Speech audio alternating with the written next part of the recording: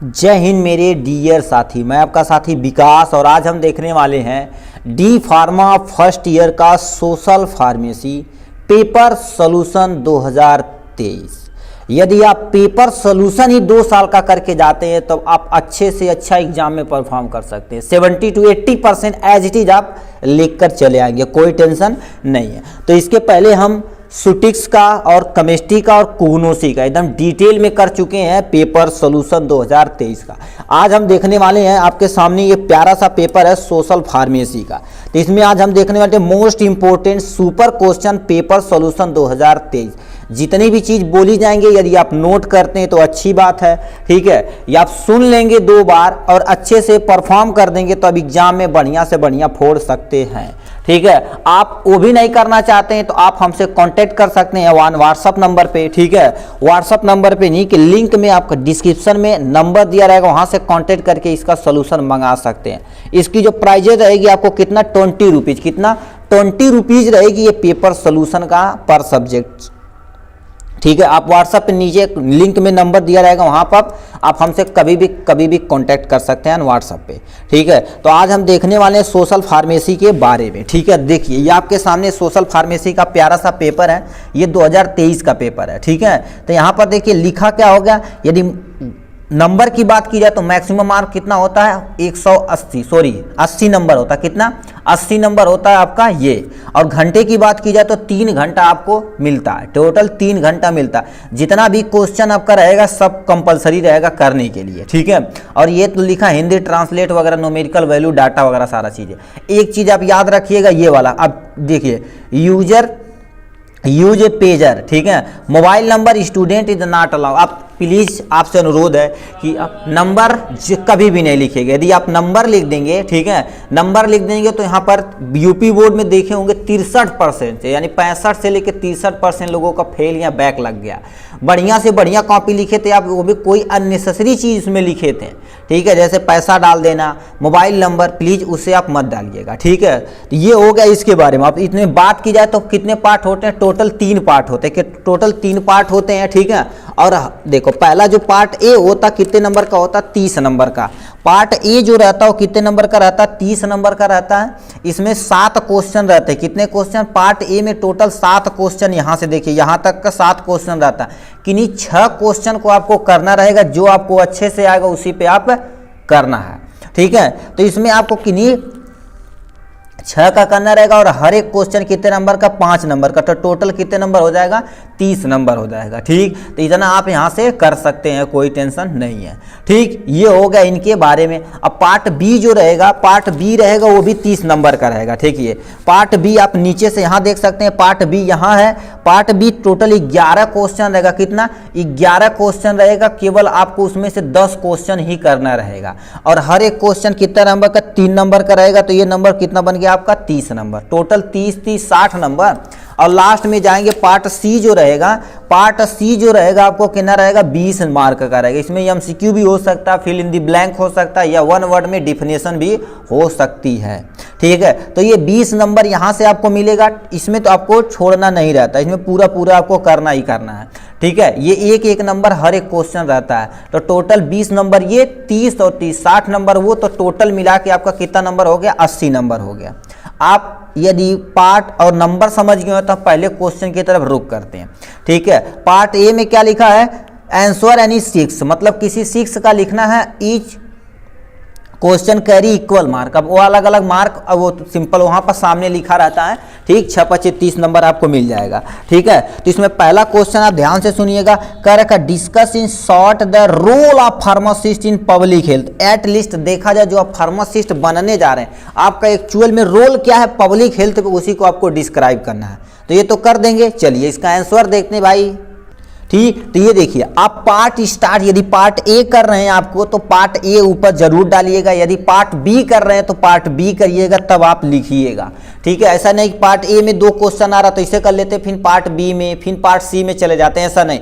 यदि part A अब डालें तो जितना क्वेश्चन आपको आ रहा है सब वहां से कर लीजिए। यदि पार्ट बी डाले हैं तो वहां से आप क्वेश्चन कर लिए। तो पार्ट ए डालेगा जैसे टीचर को लगे अच्छा पार्ट ए अटेम्प्ट कर रहे हैं भाई, ठीक है। ये होगा क्वेश्चन। देखो जो रेड पेन से लिखा आपको लिखना एग्जाम में नहीं है। डायरेक्ट लिखना क्वेश्चन आंसर फर्स्ट, उसके बाद रोल। देखिए इसमें क्वेश्चन क्या पूछा, discuss in short the role of pharmacist in public health, आपको डिस्कस करना।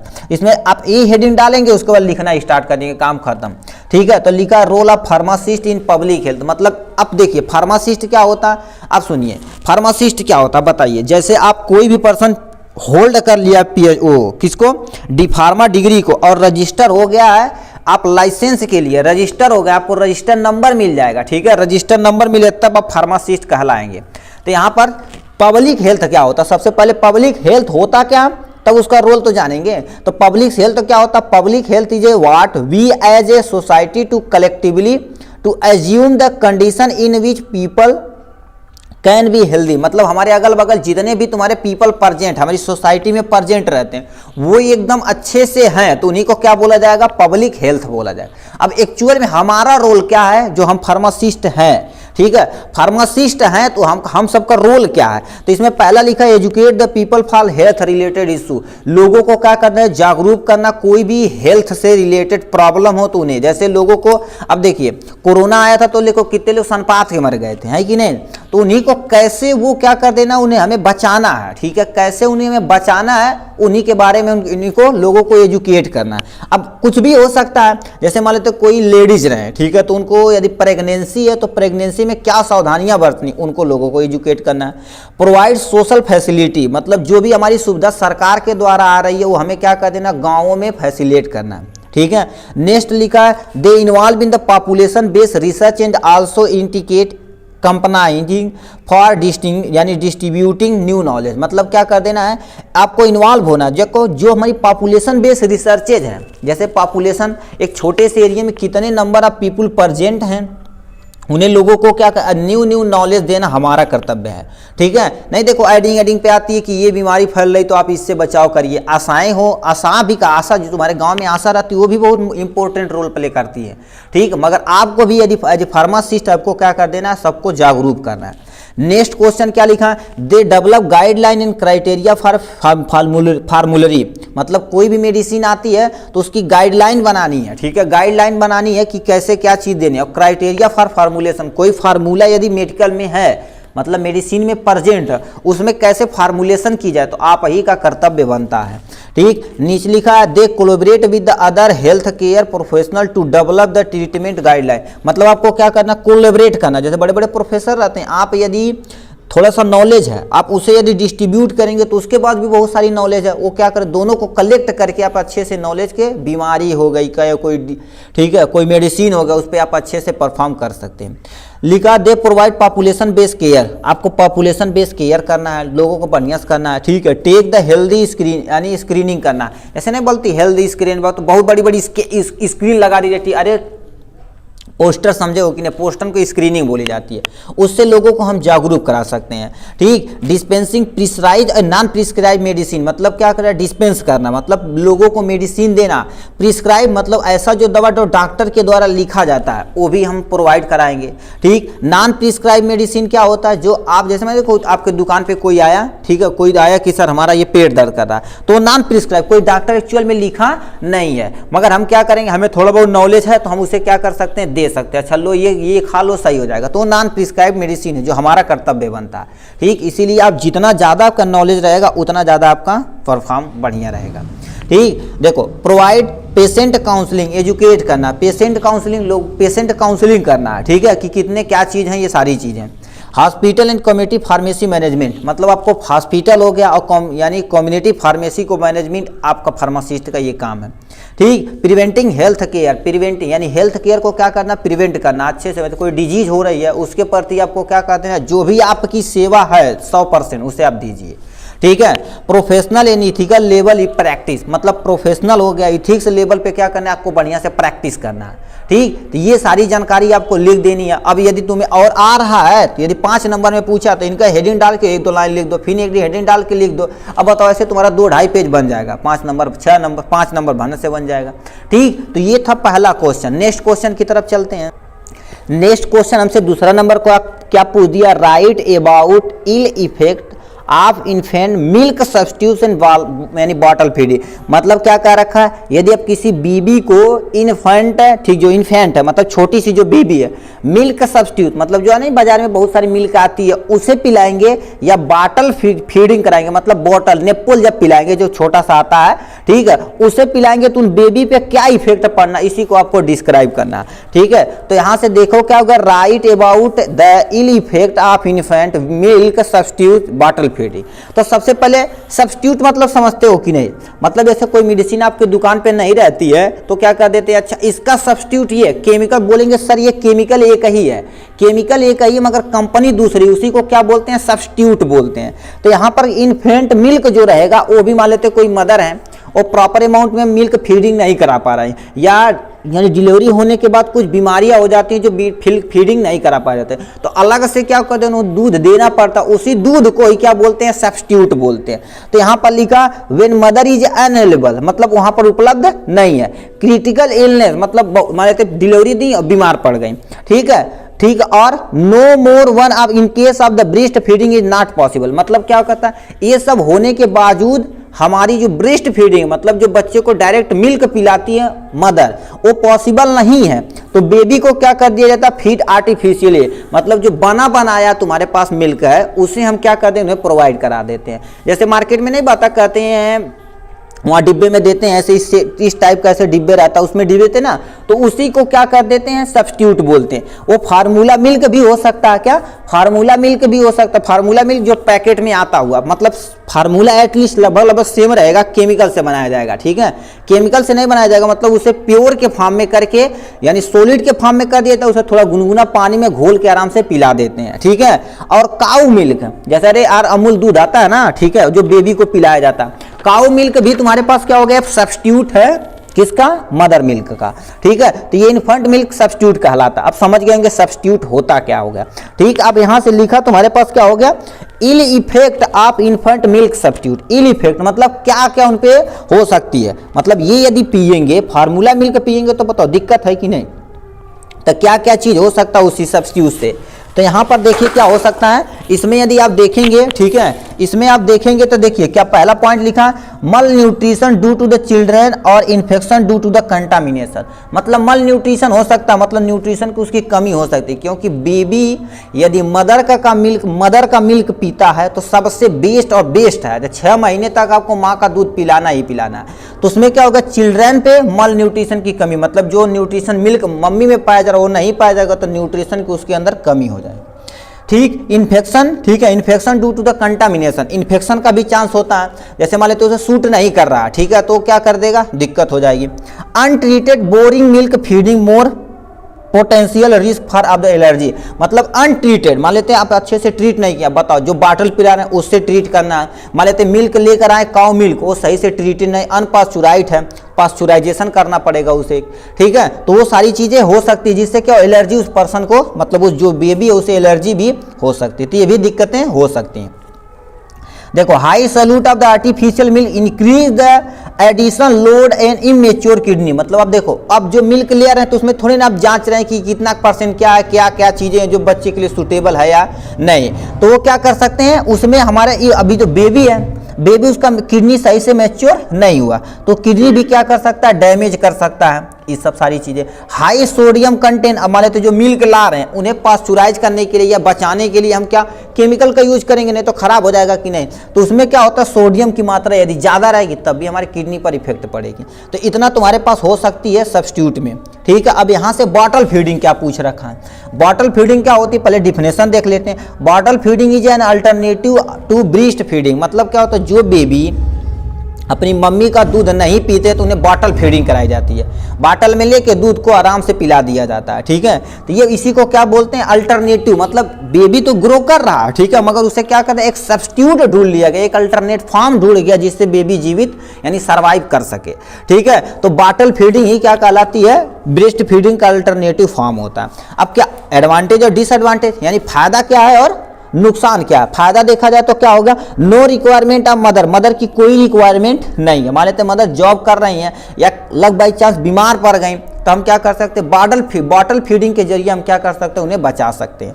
Bottle feeding can be done by the family member. अब बताओ यदि मदर नहीं है, कोई भी फैमिली मेंबर उसे आराम से पिला सकता है। तो ये हो गया मदर प्रेजेंट नहीं है, मतलब लक बाई चांस नहीं प्रेजेंट है तब भी कर सकती हैं ये। Social life and mother remaining यानी क्रूशियल फ्री हो सकती है, मतलब जैसे आप सोसाइटी में कहीं हैं खड़े हैं, तो मान लेते बस स्टैंड, रेलवे स्टैंड, तो मम्मी जो होती है क्या ऐसे डायरेक्ट मिल्क नहीं पिला सकती, किसी मदर को अनकंफर्टेबल लगता तो बॉटल में, बैग में बॉटल ले रहे हैं, लाकर आराम से दे सकती हैं, तो आराम से पीवा, मतलब वो सोसाइटी लाइफ भी क्या कर सकती है, सही से जी सकती है कि नहीं। बहुत सारे होते हैं, ठीक, जैसे मान लेते हैं पब्लिक प्लेस पे, ठीक है, पब्लिक प्लेस पे थोड़ा सा अनइवन लगता है, उनको खराब थोड़ा सा लगता है, तो कोई दिक्कत नहीं, बॉटल दे देंगे आराम से वो पी लेगा, खत्म, ठीक है। Normal life can be resume easily, मतलब जो मदर हैं अपनी नॉर्मल लाइफ आराम से जी सकती हैं, ठीक है। मगर क्या होता है, मदर से रिक्वेस्ट है, ठीक है, मदर से रिक्वेस्ट है तो कम से कम 6 मंथ तक बेबी को जरूर से मिल्क का फीडिंग कराएं, ठीक है। तो ये एडवांटेज था, बताइए यदि एडवांटेज है तो जाहिर सी बात क्या हो गया, डिसएडवांटेज भी है। तो इतने तुम्हारे पास डिसएडवांटेज है। Formula milk not as a nutrition, मतलब जो हमारी मिल्क है मदर का, उसमें न्यूट्रिशन की अमाउंट बहुत अच्छी होती है, ठीक है। जो इम्यूनिटी सिस्टम हमारी होती है, इम्यूनिटी बूस्टर, एंटीबॉडी जो हमसे डिजीज से बचाती है, वो भी उसमें मिल्क में नहीं हो सकती है। उसकी कमी से वो क्या होता है, मल न्यूट्रिशन की कमी हो सकती है baby. Preparing the milk for bottle feeding take time and effort होता, मतलब ये क्या कहते हैं इसमें, अब देखो तुम्हें क्या करना है, ये टाइम लेगा। जैसे मान लेते हैं ऐसे क्या किए, मान लेते लड़का रोने लगा तो तुम्हारे दूध पी लेने वाला है, तो हम क्या करेंगे, सॉलिड लेके आए, दूध लेकर आएंगे, ठीक है, उसे थोड़ा सा गर्म करेंगे, फिर बॉटल में फीडिंग करेंगे, मतलब टाइम कंज्यूमिंग है। अब बताओ बॉटल यदि ले रही है तो उसे प्रॉपर हमें हाइजीन मतलब धोना पड़ेगा, ठीक, उसे अच्छे पानी में देखते उबाला जाता है एकदम अच्छे से, ठीक है, खोलते पानी से धुलना पड़ता है, नहीं तो कंटामिनेशन का चांस रहेगा, मतलब एलर्जी हो सकती है, कोई डिजीज काजेज कर सकता है, ठीक। और क्या होता है, इफर्ट होता है, मतलब थोड़ा सा कॉस्टली भी होता है, पैसा भी लगता है, थोड़ा सा टाइमिंग कंज्यूमिंग है, ठीक है।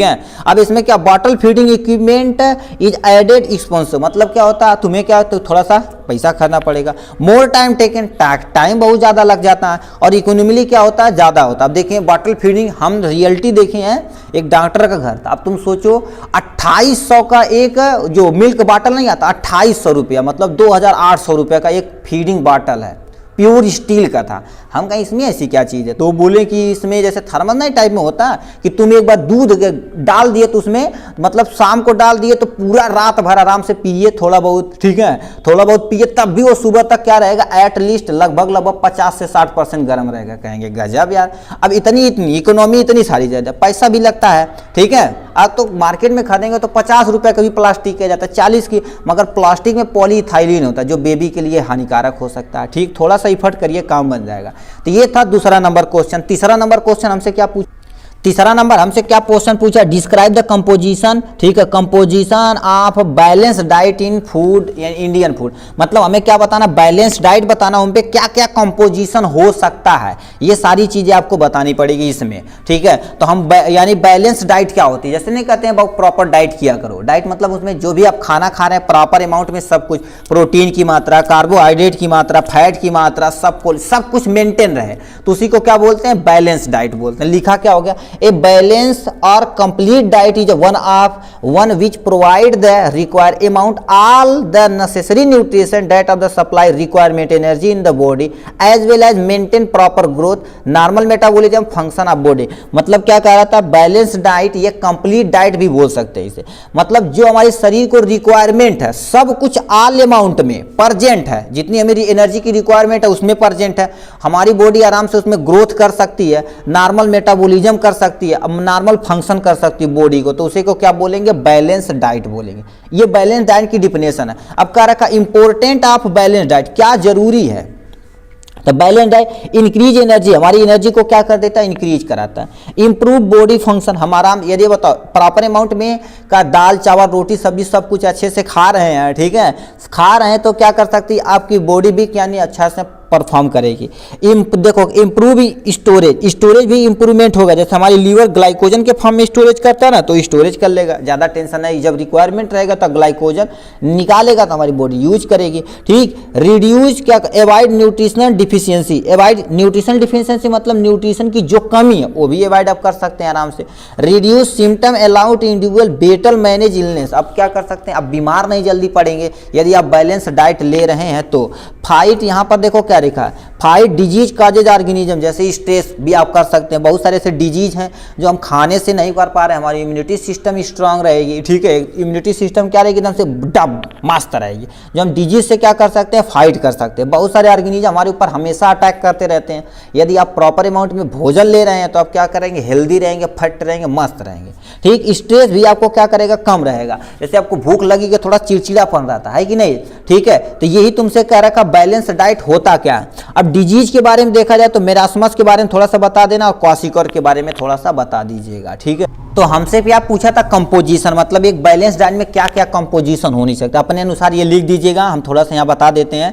ठीक, यदि एज की बात की जाए तो हर एज के लिए अलग अलग होता है। जैसे एक बैलेंस डाइट के लिए तुम्हें क्या चाहिए, प्रॉपर एनर्जी वाला फूड चाहिए, उसमें प्रोटीन होना चाहिए, फैट की अमाउंट होना चाहिए। ठीक, और क्या होना चाहिए, एफ होना चाहिए, कार्बोहाइड्रेट होना चाहिए, ये नहीं लिखेंगे तब भी हो जाएगा।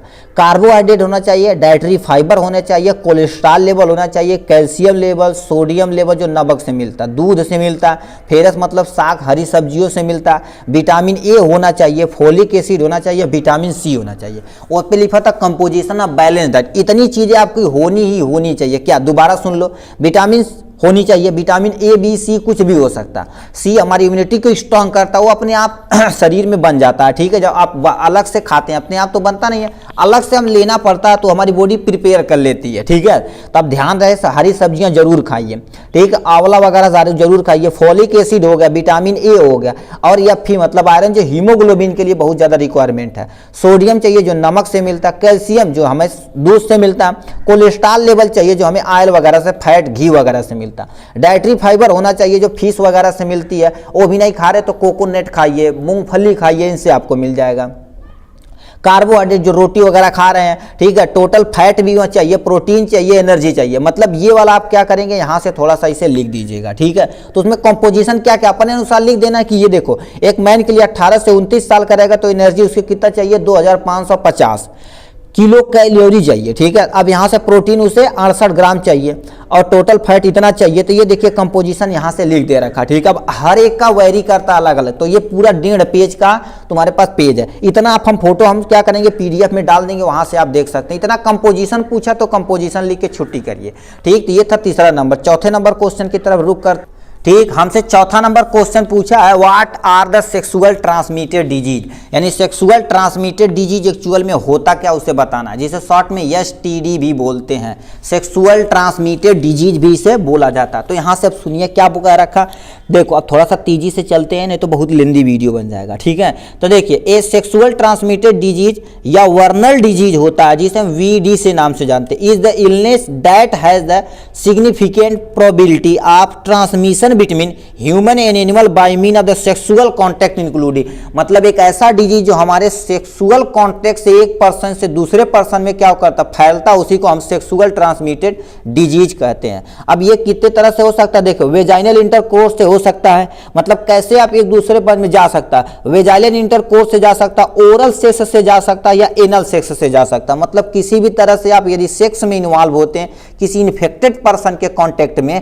तब आपको क्या हो जाएगा, वो डिजीज आपके अंदर ट्रांसमिट हो जाएगा। ठीक है, और नेक्स्ट क्वेश्चन यहाँ पे नेक्स्ट पॉइंट में लिखा है, STD can be transmitted, STD मतलब sexual transmitted disease can be transmitted use of IV drugs needle with the infected person to healthy person. देखिए ये इससे फैलता है, देखो ये हो गया, अब यहाँ से यहाँ पर लिख देना।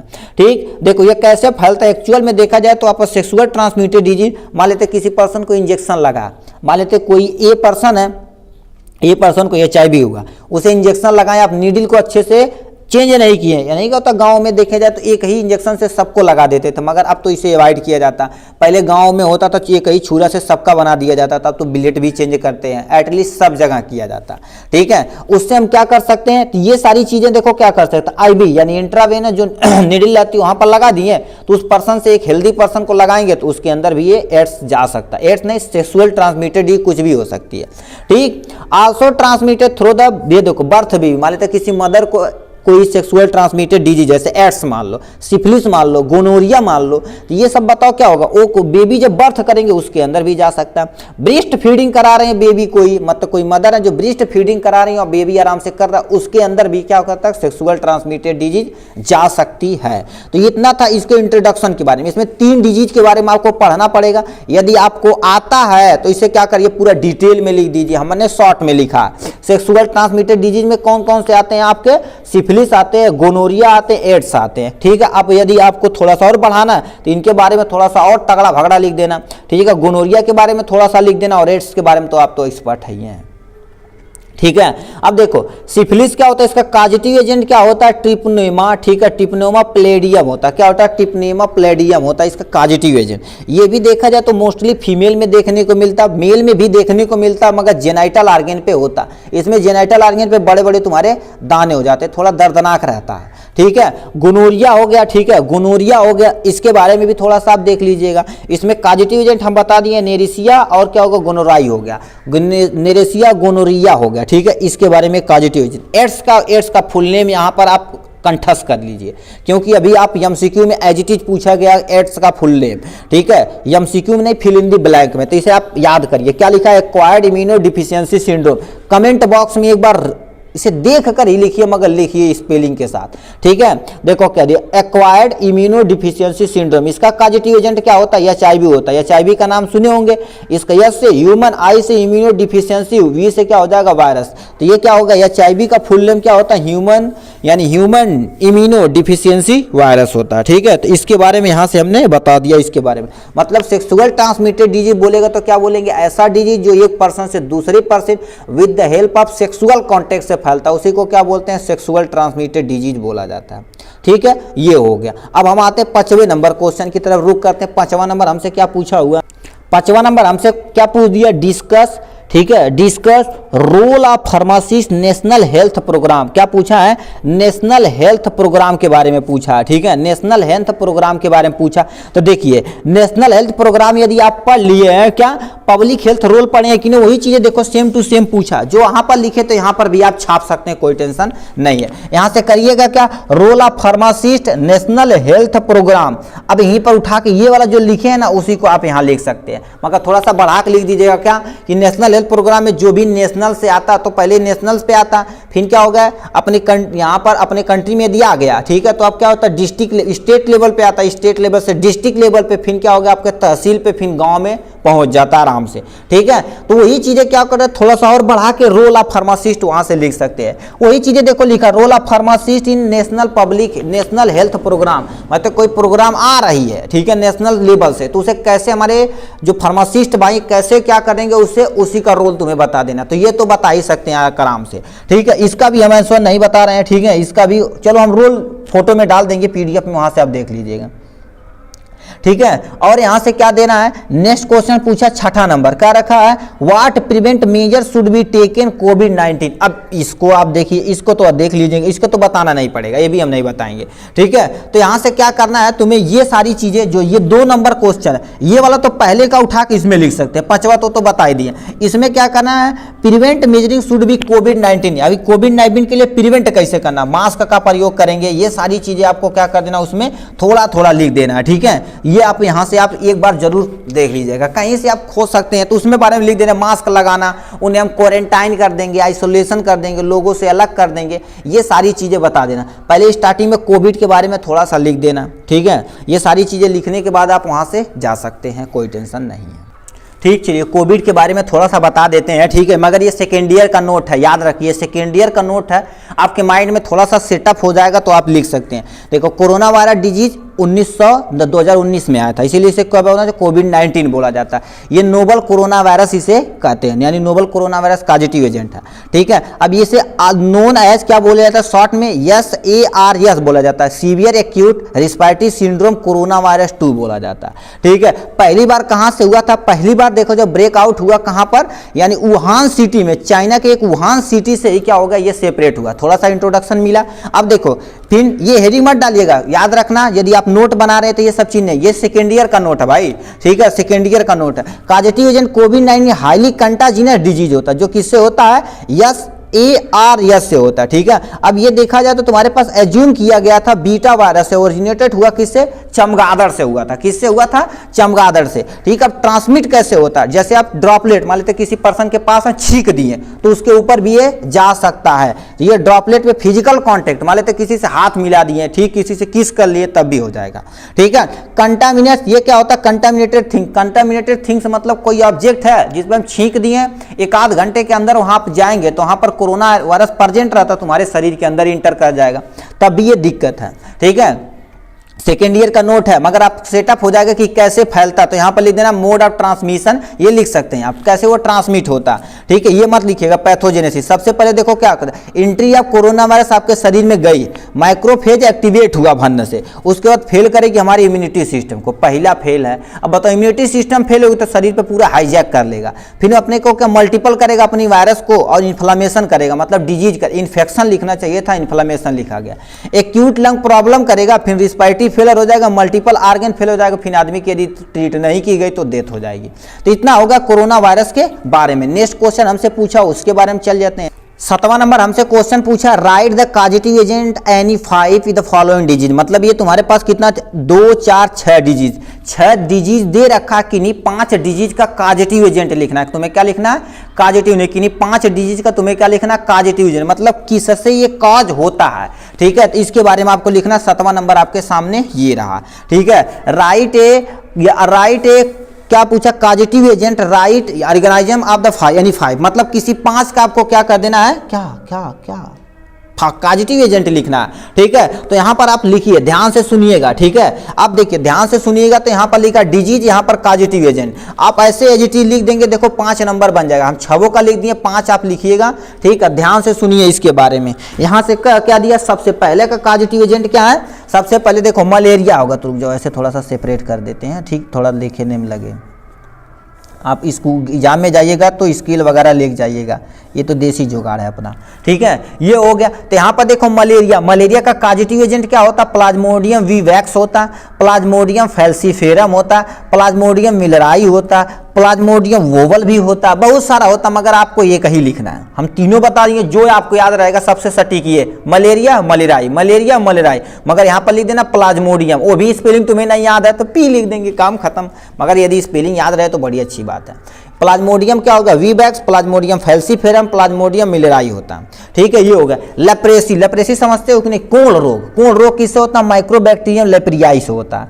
टाइफाइड किससे होता है, सोलमनेला टाइफी से होता है, किससे, सोलमनेला टाइफी, टाइफाइड के बारे में आप थोड़ा सा सुने होंगे, ठीक है। ट्यूबरकुलोसिस क्या होता है, रुकिए, आपको जितने भी आपके सोशल फार्मेसी में जितने भी डिजीज हैं उनका हम चार्ट एक बना दिया है, इसी के लिंक में उसका हम वीडियो डाल देंगे, आप वीडियो देख सकते हैं वहां से, ठीक है। वीडियो आप देख सकते हो, कोई टेंशन नहीं, ठीक है। टाइफाइड का क्या होता है, सोलमनेला टाइफी, और ट्यूबरकुलोसिस जिसे हम शॉर्ट में क्या बोलते हैं, टीबी बोलते हैं, कहते हैं ना टीबिया के लटका खांसा ताटा, ठीक है। तो क्या होता है, माइक्रोबैक्टीरियम ट्यूबरकुलोसिस से होता है, ठीक। ये आप छोटा स्मॉल लेटर लिखिएगा, हम देखो सब में स्मॉल लेटर लिखे हैं, क्योंकि ये तुम्हारे पास क्या हो गया, स्पीसीज है, ये जीनस को हमेशा कैपिटल लेटर से दिखाया जाता है, ये कैपिटल लेटर रहेगा, कैपिटल, और इससे क्या होता है, हमेशा स्मॉल लेटर से इंडिकेट करते हैं। यदि तुम्हें अंडरलाइन करनी है तो अलग अलग इन्हें अंडरलाइन करना, एक ही में अंडरलाइन न करिएगा, ये भी रिक्वेस्ट है आपसे, ठीक है। पोलियोमिलाइटिस, पोलियो क्या होती है, जिसमें पैर टेढ़ा, हाथ टेढ़ा हो जाता, तो पोलियो 2 दिन जिंदगी के लिए आता ना, 5 साल के अंदर पिलाया जाता लोगों को, ठीक है। अपनी इंडिया एक ऐसा इकलौता देश है जो पूरी दुनिया को फ्री में वैक्सीन पोलियो देता है, सैल्यूट है इंडिया को भाई, ठीक है। ये हो गया पोलियोमिलाइटिस, किससे होता है? पोलियो वायरस से होता है, ठीक है।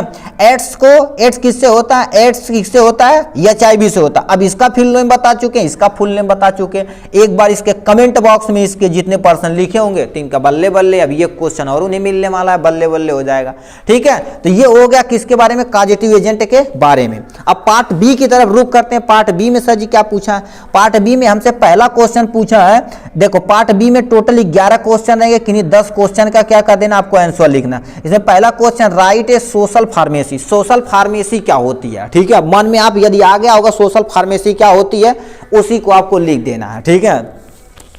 ठीक, सोशल फार्मेसी यहां पर देखिए क्या लिखा है, व्हाट इज सोशल फार्मेसी, होता क्या है, इसी को लिख देना। तो सोशल फार्मेसी आप हेडिंग डालिएगा, लिखिएगा the discipline that deal with the medicine, role of considering social scientific humanitism, consider the social scientific यानी prescription in term is known as social pharmacy. मतलब क्या कर रखा, सोशल फार्मेसी क्या होती है, किसी भी सोसाइटी में मेडिसिन के प्रति डिसिप्लिन बताए कि कैसे उसे यूज करना है, एब्यूज नहीं करना है, ठीक नहीं होता। वैसे कोडी स्टार आता है, एक एल्कोहल की तरह पहले यूज करते हैं। तो लोगों को सोसाइटी को जो बताना ही है, तुम्हारा धर्म है, किसी भी फार्मासिस्ट का ये मेन धर्म है, ठीक। उसी को क्या बोलते हैं हम, सोशल फार्मेसी बोलते हैं। या नेक्स्ट पॉइंट पे लिखा, social pharmacy define as a science which deal with the social aspect of the professional of pharmacy. मतलब क्या करता है, ये डिफाइन करता है और डील करता है किसी भी एक सोसाइटी में या प्रोफेशन में, क्या कर देता है, किसी भी सोसाइटी के प्रति मेडिसिन का क्या व्यवहार है, उसी को सोशल फार्मेसी बोलते हैं। सोशल मतलब व्यक्तिगत जो सोसाइटी है, फार्मेसी मतलब ड्रग्स हो गया, ठीक। 3 नंबर का है ये। अब यहां से ऑब्जेक्टिव क्या, it is a focus on function, availability, control, application of drugs in society. मतलब एक छोटी सी सोसाइटी है, वो मेडिसिन के प्रति यानी क्या फंक्शन है उसका, ठीक है, अवेलेबल उपलब्ध है या कि नहीं, ये होगा। कंट्रोल करना है आपको, और क्या करना, एप्लीकेशन ऑफ ड्रग मतलब कोई भी ड्रग्स कैसे ली जाती, आपका बताना कर्तव्य है, ठीक है। तो इसी को क्या बोलते हैं, सोशल फार्मेसी। तो ये था सोशल फार्मेसी की डिफिनेशन और इसके बारे में ऑब्जेक्टिव के बारे में। 3 नंबर पूछा का, इतना आप लिख सकते हैं, कोई टेंशन नहीं, कम से कम आधा 1 पेज भर देंगे आराम से, ठीक है। नेक्स्ट क्वेश्चन की तरफ पार्ट बी में हमसे नेक्स्ट क्वेश्चन क्या पूछ दिया, what is food poisoning. Actual में तुम्हारे पास फूड पॉइजनिंग नहीं, जब बोलते हैं कि फूड पॉइजनिंग हो गया, उनको बहुत दिक्कत हो गई, भर्ती उर्ती हो गए, कभी कभी भाई डेथ भी हो जाती है, ठीक है। इसलिए कुछ भी खाइए तो सोच समझ के खाइए, कि नहीं पाए पनीर पार्टी में तो मार दिए 15-20 तंदूरी और आधा 1-1.5 किलो क्या मार दिए, पनीर मार दिए, फिर गटई तक हुर लिए, जब तक यहाँ दिखे नहीं कि अच्छा यहाँ तक हो गया, ठीक है। तो ऐसा नहीं करना। तो फूड पॉइजनिंग, और जितने भी खाना खाइए शुद्ध खाना खाइए, ठीक है। ये सारी चीजें आपको थोड़ा सा मद्देनजर रखती है, पार्टी यदि जाते हैं तो व्हाट इज फूड पॉइजनिंग क्या होती है, पहले समझते हैं फूड पॉइजनिंग क्या होती है। फूड मतलब खाना, पॉइजनिंग मतलब जहर। जब खाने में किसी भी कारण से क्या होता है, टॉक्सिक सब्सटेंस बन जाता है, उसी को फूड पॉइजनिंग बोलते हैं। लिखा food poisoning caused by the contaminated food. आप यदि खराब फूड खा रहे हैं तो नहीं, पनीर होता कि सुबह किसी पार्टी में से शाम को उठाए, सुबह यूं पीट दिए, अरे शाम को खाए हो ना, पेट को रिलैक्स करने दो, अगले दिन पीटना दूसरी जगह पार्टी में, तो उसी को क्या बोलते हैं, कंटामिनेटेड फूड से होता है, ठीक। People get well with in the few days without treatment. मतलब क्या कर देता है, यदि कोई पर्सन के पास फूड पॉइजनिंग हो गई है तो क्या करेगा, बिना ट्रीटमेंट के कुछ दिन के अंदर ही क्या कर सकता है, ठीक हो सकता है। मगर आप ऐसा रिस्क मत लीजिएगा, यदि फूड पॉइजनिंग होता है आप डायरेक्ट डॉक्टर से कंसल्ट कीजिएगा। कंसल्ट करेंगे तो आप बचने का चांस ज्यादा रहेगा, नहीं तो अपने आप ठीक हो जाता है, ठीक है। लग बाई चांस रेयर केस में किसी पर्सन की डेथ हो जाती है, ठीक है। इन्फेक्शन ऑर्गेनिज्म इंक्लूड, वो क्या हो सकता है, मतलब कौन कौन से ऑर्गेनिज्म इन्फेक्शन कर सकते हैं, बैक्टीरिया भी कर सकता है, वायरस भी कर सकता है, पैरासीट यानी पैरासाइट भी कर सकता है, अदर ऑर्गेनिज्म भी कर सकते हैं फूड पॉइजनिंग, ठीक है। ये हो गया। अब आते हैं सिम्टम्स पे आ जाते हैं, ठीक है। सिम्टम्स क्या होता है, वेरी, ठीक, विद सोर्स ऑफ कंटामिनेशन। मतलब अब किससे वो कंटामिनेशन हुआ तो उस पर डिपेंड करता है, ठीक। पहले क्या होगा, नोजिया होगा, नाक से क्या करेगा, नेटा निकलेगा, वोमिटिंग होगी तुम्हें, एब्डोमिनल पेन होगा, क्रैम्प होगा, सबसे ज्यादा ये कॉमन है, ठीक है। ये यदि देखा जाए तो समझ लीजिए थोड़ा सा रिस्की है, ठीक है, रिस्की है। तो क्या करते हैं, एब्डोमिनल पेन होगा, मतलब पेट दर्द होगा क्रैम्प के साथ, जैसे उसमें मडोर नहीं होता, यानी ऐठन के साथ तुम्हारा बहुत तगड़ा दर्द करेगा। वाटरी ब्लड एंड डायरिया हो जाएगा, मतलब डायरिया हो जाएगा, तुम्हारे पास क्या हो जाएगा, जब तुम्हें लूज मोशन हो जाएगा तो हागेंगे, जब मतलब टॉयलेट करेंगे, ठीक है, तो उसमें क्या हो जाएगा, वाटर भी आ सकता है कभी की, रेयर में क्या हो जाता है, ब्लड भी आ सकता है, ठीक है, और फीवर हो जाएगा, चिल हो जाएगा, ये सारी चीजें आप लिख सकते हैं इसके अंतर्गत, ठीक है। ये हो गया। Sign and symptom can start within the few hour या फ्यू डेज बाद, मतलब ये साइन और सिम्टम ये सब जो चीजें देखने को जो मिलती है कुछ दिनों लग सकता है, कुछ घंटों लग सकता है, या नहीं हो सकता, ठीक है। फूड पॉइजनिंग यदि नहीं होगा तो कैसे जानेंगे, फूड पॉइजनिंग नहीं हुआ तो आप हेल्दी हैं, कोई टेंशन नहीं। फूड पॉइजनिंग में क्या कर सकता है, साइन एंड सिम्टम देखने को मिलता है, कुछ घंटे के अंदर भी देखने को मिल जाता है, ठीक है, और कुछ दिन के बाद भी पता चलता है। तो ये था किसके बारे में, फूड पॉइजनिंग के बारे में सर, ठीक है। नेक्स्ट क्वेश्चन की तरफ चलते हैं। तीसरा नंबर क्वेश्चन हमसे पूछ दिया है, what do you mean by junk food. इसलिए बोलते हैं बेटा जंक फूड नहीं खाना चाहिए, मगर खाएंगे यार चाट, चाउमीन, बर्गर, फुल्की, मोमो, ठीक है। तो यहां पर देखिए क्या लिखा, what do you mean by junk food. Junk food का मतलब क्या है, खाना चाहिए या नहीं, इसे सारी चीजें को हम बता रहे हैं इसके सामने, ठीक है। तो जंक फूड, जंक मतलब वो वाला नहीं समझना जो लोहे पे जंग लगा होता उसे खाना नहीं। जंक फूड जैसे क्या होता है, ऐसे खाना जो थोड़ा सा तुम्हें चाट खाए होंगे, बर्गर खाए होंगे, मोमो खाए होंगे, ये सब तुम्हारे जंक फूड के अंतर्गत आते हैं। मगर कोई मानने वाला थोड़ी ना खाएंगे कि सर जिस कहने थोड़ी ना मानेंगे, ठीक है, कोई टेंशन खाइए, मगर देखिए जहाँ कंटामिनेशन का चांस रहे उसका लेस अमाउंट में खाइए, ठीक है। नहीं देखेंगे जितने भी स्टॉल वगैरह लगे होते हैं, ठेले लगे होते हैं, कहाँ पर लगे होते हैं, एकदम से जो नाली बह रही उसी के ऊपर लगा देंगे, वहाँ से माखी बैठी, समोसे बैठी, उठा के चटनी दे दी, आपको खा लिए, ठीक है। तो उससे क्या हो सकती है, जंक फूड है, उससे भी फूड पॉइजनिंग उससे भी हो सकती है। मगर जंक फूड में क्या होता है, जितने भी थोड़ा मजा आ जाता है खाने में ना, कहते क्रंजी, जैसे फूल की घारी, अंकल जी और मिला दीजिए, उसमें क्या मीठा, तीखा, तीखा लेडीज के लिए बहुत बढ़िया, खट्टा मिला दो, खाएंगे भाई दिक्कत होगी, उसी को जंक फूड कहते हैं। Junk food are the food item with very small unknown nutrition value. मतलब क्या होता है, जंक फूड एक ऐसा फूड होता है जिसमें स्मॉल क्वांटिटी में न्यूट्रिशन होती है या नहीं के बराबर न्यूट्रिशन वैल्यू होती है, उसी को क्या बोलते हैं, जंक फूड कहते हैं। इसके अंदर क्या, जैसे कोल्ड ड्रिंक हो गया एक जंक फूड आता, ऑयली फूड जंक फूड हो गया, बर्गर जंक फूड हो गया, कैंडी जंक फूड हो गया। तो ये सब फूड के अंतर्गत आते हैं। तो इस सब के को तुम्हारे पास क्या हो जाए, जंक फूड के अंतर्गत आते हैं, ठीक है। तो जंक फूड समझे क्या होता है। टाइप ऑफ जंक फूड देखा जाए तो इतने तरह के होते हैं। एक रिफाइनी फूड होते हैं, हाइड्रोजिनेटेड फैट होते हैं और साल्ट होते हैं। यानी रिफाइंड फूड क्या होते हैं, जैसे पास्ता, ब्रेड, ऑयल, और तुम्हारे पास क्या हो गए, व्हाइट शुगर हो गया, ये सब तुम्हारे पास रिफाइंड फूड के अंतर्गत आएंगे। हाइड्रोजिनेटेड फैट के बारे में जैसे बर्गर हो गया, चिप्स हो गया, फ्राई वाली आइटम हो गए, ठीक है, ये सब तुम्हारे पास क्या होगा, हाइड्रोजिनेटेड फैट के अंतर्गत आ जाएंगे। साल्ट मतलब जिसमें नमक की मात्रा बहुत ज्यादा रहे, ठीक है, नहीं देखेंगे फुल्की उल्की पे एकदम से नमक पीट देगा बढ़िया से, ठीक है, बर्गर वगैरह पे मारेगा, थोड़ा सा लगे हाँ की है, उसका बाहरों से मिलाएंगे लोग, ठीक है। तो उसी को क्या बोलते हैं, जंक फूड। ये टाइप के होते हैं। अब इफेक्ट क्या करते हैं, सबसे बड़ा तगड़ा ये तुम्हारे पास है, यदि आप जंक फूड खाते हैं, जितने भी तुम्हारे पास मसल बिल्डिंग वाले मसल बिल्डर होते हैं, वो देखो फूड आइटम में जंक फूड तो कब्बू नहीं खाते हैं, ठीक है। अब देखिए उनका नाम सुने होंगे, हरियाणा के एक बंदा, क्या नाम है, ठीक है, अंकित भाई, बहुत ठीक, अंकित बेनपुइया, ठीक, राम राम सारे ने, एकदम से गजब बॉडी देखिए बंदे की, एकदम से खतरनाक टाइप में है, हरियाणा छोरा है भाई, ठीक है, ठीक। देखिए वो सब अभी वो सब बोला कि 5 महीने तक, वो बंदा बोला कि 5 महीने तक हम क्या करिए, मीठा नहीं खाएं। सैल्यूट है ऐसे आदमी को, ठीक है, ऐसे थोड़ी ना सोल्जर कोई बन जाता भाई, ठीक है। देखिए अब उसमें क्या करना है, क्या क्या हमारे बॉडी पे इफेक्ट होता है, रिड्यूज एपेटाइटिस, भूख कहीं नहीं लगेगी। जैसे बहुत सारे लड़के नहीं बोलते हैं, ठीक है, बोलते हैं आज खाना नहीं खाएंगे, पता सुट्टी से रहेंगे, खाना नहीं खाएंगे। कितनी बड़ी गर्ल्स होती है, ठीक है, ऐसे बहुत सारे हम गर्ल्स देखें, ठीक है, लड़कियां देखेंगे, कहेंगे एकदम से पतली पतली रहती हैं, कहेंगी ये खाएंगे तो ये मोटे हो जाएंगे, ये कर लेंगे, वो कर लेंगे। टीवी एक्टर, अब मार देंगे एक तमाचा तो अनहरी आ जाएगी, है कि नहीं, ठीक है। तो क्या हो सकता है, वो सब छोड़िए, अपनी पहली मसल इंक्रीज करवाइए, ठीक है, बॉडी बनाइए, ठीक है। तो ये क्या हो गया, एपेटाइटिस, भूख कमी हो जाएगी। जब हुर के आएंगे बाहर से तो क्या करें, घर पे बोलेंगे खाना नहीं खाएंगे मम्मी से, ठीक। हार्ट डिजीज प्रॉब्लम हो सकती है, हार्ट डिजीज मतलब कार्डियक हो सकता है प्रॉब्लम, हार्ट अटैक आ सकता है, ठीक है। Increase blood pressure, blood pressure भी आपका क्या कर सकता है, इंक्रीज कर सकता है।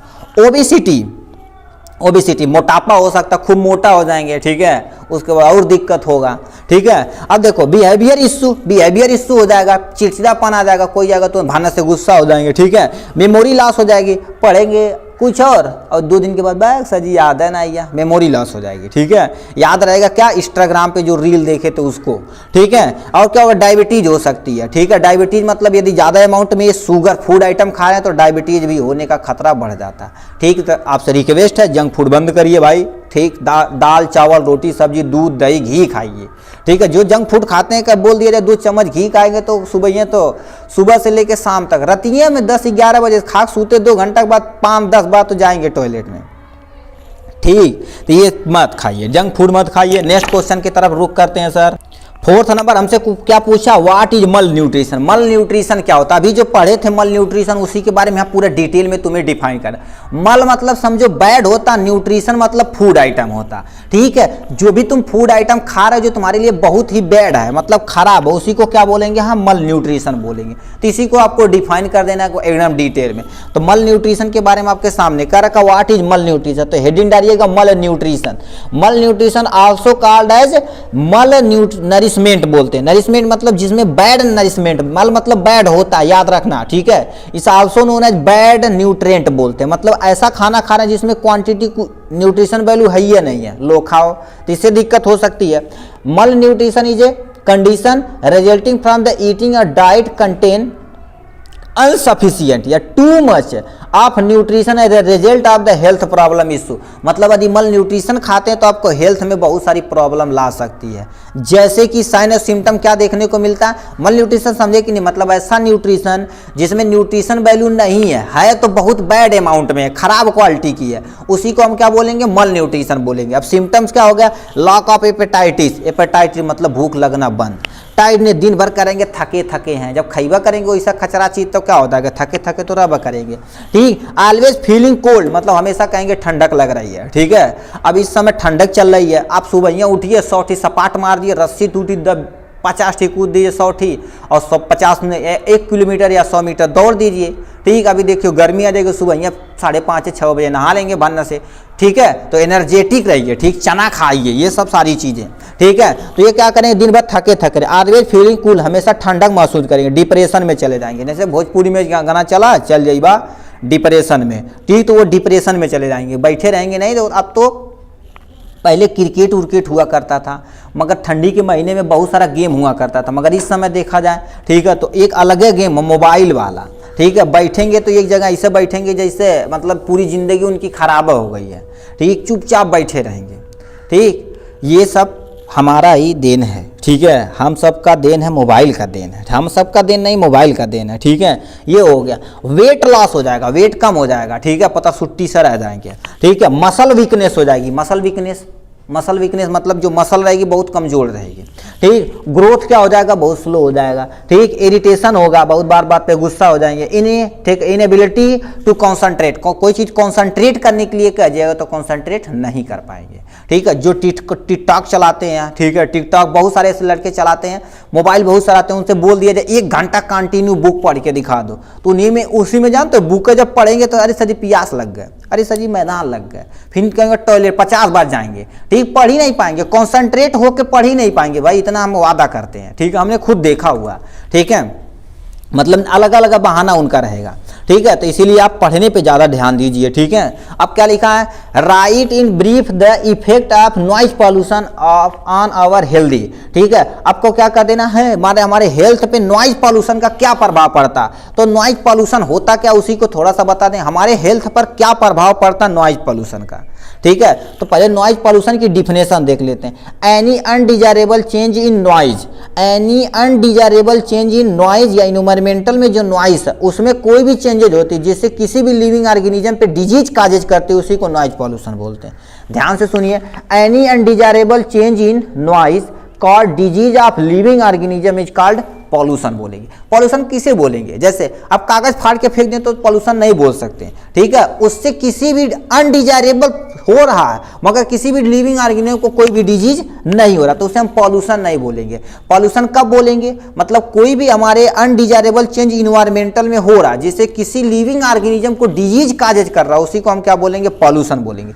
तो जब वो नॉइज में होगा तो नॉइज पॉल्यूशन, एयर में होगा तो एयर पॉल्यूशन, वही चीज जैसे तुमसे पूछे वाटर पॉल्यूशन तो क्या लिखेंगे, लिखेंगे any undesirable change in water cause a disease of living organism called noise, ये वाटर पॉल्यूशन, यही केवल आप चेंज करेंगे। इन्वायरमेंटल की जगह क्या, इन्वायरमेंटल या नॉइज के बगल में आपको क्या कर देना, वाटर रहेगा तो वाटर पॉल्यूशन, एयर रहेगा तो एयर पॉल्यूशन, बस ऐसे लिख देना, ऐसे सटीक लिखिए, काम खत्म। तो ये हो गया। अब क्या इफेक्ट पड़ता है, सबसे पहले देखो ऑडिटरी इफेक्ट, मतलब सुनने में क्या प्रभाव, यानी सुनने में क्या होगा। यदि देखो क्या दिया, ऑडिटरी फटीग, मतलब यदि लंबे समय तक क्या कर सकते हैं, आप सुन रहे हैं नॉइज पॉल्यूशन में ऐसे ही रह रहे हैं तो आपके सुनने की क्षमता क्या हो सकती है, खराब हो सकती है, ठीक। और डिफनेस मतलब वो बहरापन हो सकता है। बहरापन मतलब नहीं कहते हैं गांव में कोई सुनता उनता नहीं है, बाहर बड़ा काम कर दे सुना नाटक का बस बुलाओ था, तो वो सब क्या हो जाएगा, बहरा हो जाएंगे। नॉन ऑडिटरी तुम्हारे पास क्या, इसमें ऑडिटरी मतलब सुनने पे ज़्यादा इफेक्ट नहीं पड़ेगा, मगर increase the blood pressure, blood pressure तुम्हारे पास क्या हो जाएगा, इंक्रीज हो जाएगा। हार्ट प्रॉब्लम हो जाएगी बहुत सारी, देखिए जैसे अब डीजे उजे चलता, देखिए धक धक करता जियरा है कि नहीं, तो उसमें जो हार्ट वाले पेशेंट है तो उनका समझ लीजिए धक धक नहीं, उनका फक फक हो जाएगा एकदम से, ठीक है, एकदम से दिक्कत हो जाएगी बहुत ज़्यादा, ठीक है। तो हार्ट प्रॉब्लम हो सकती है। नॉट कॉन्सेंट्रेट, वो कॉन्सेंट्रेट ही कोई पर्सन नहीं कर पाएगा। बताओ बहुत सारी आवाज़ हो रही है, डीजे चल रही, तो वहाँ कॉन्सेंट्रेट पढ़ने में कर पाएंगे, नहीं,